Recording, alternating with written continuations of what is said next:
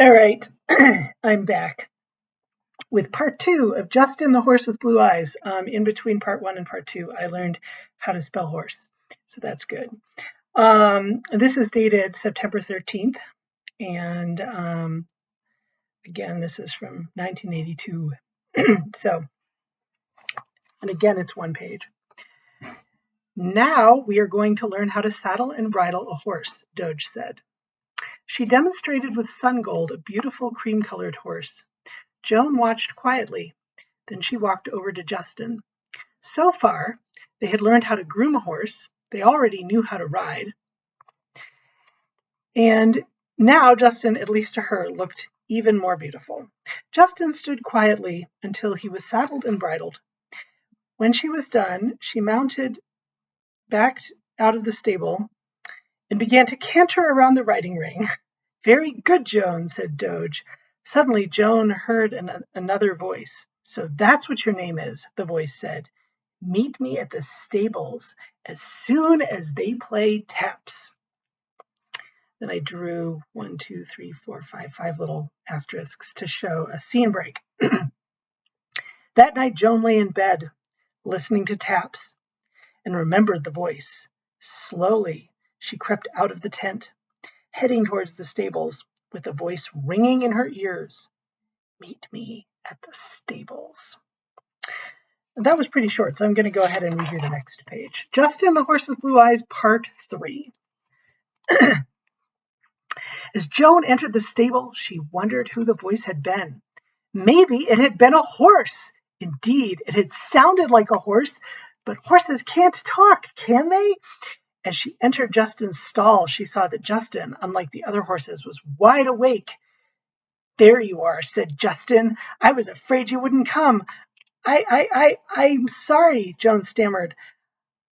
I had to take a long cut or the counselors would see me. That's all right, said Justin. We have a long journey ahead. Journey? Gasped Joan. Justin, I couldn't. Why not? Asked Justin. I'm scared, answered Joan. And besides, I couldn't leave Lisa. We'll take her with us, said Justin decidedly. Teddy Bear, come here. What is it, Justin? Asked a pretty brown horse who, blinking her eyes in the brightness of the flashlight, really did look like a teddy bear. What is it, Justin?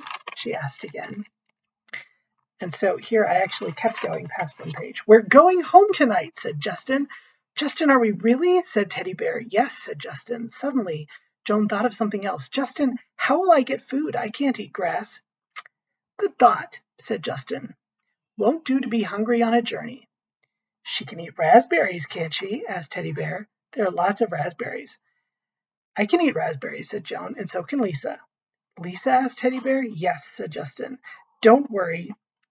She's the one who has you. Good, said Teddy Bear. I like her. Oh, she's the one. She must have been the one who was riding Teddy Bear. Good, said Teddy Bear. I like her a lot. Well, said Justin, go back down to your unit and get Lisa. Better get your blankets, too, and some clothes, too. It's a long way. I'll get my mess kit, too, said Joan. See you in a minute. 15 minutes later, Joan on Justin and Lisa on Teddy Bear rode off into the night. And I drew a scene break at the bottom of the page, even though I also stopped writing for the week. So I have to say, I am the funniest thing for me about this is the idea that like she goes straight to, is that a horse talking to me? Because there are a lot of other explanations I think most people would go to before, is that a horse talking to me? But of course it was a horse talking to her. This is my novel about a talking horse. And I had remembered this as sort of kind of Puff the Magic Dragon fanfic, but like it's clearly the Horse and His Boy fanfic. I must have read The Horse and His Boy by then, because they're like, you've got the two talking horses and you've got the dramatic escape, and you don't have the misogyny or the Islamophobia, because like those were not something I was going to write in, especially when I was 9.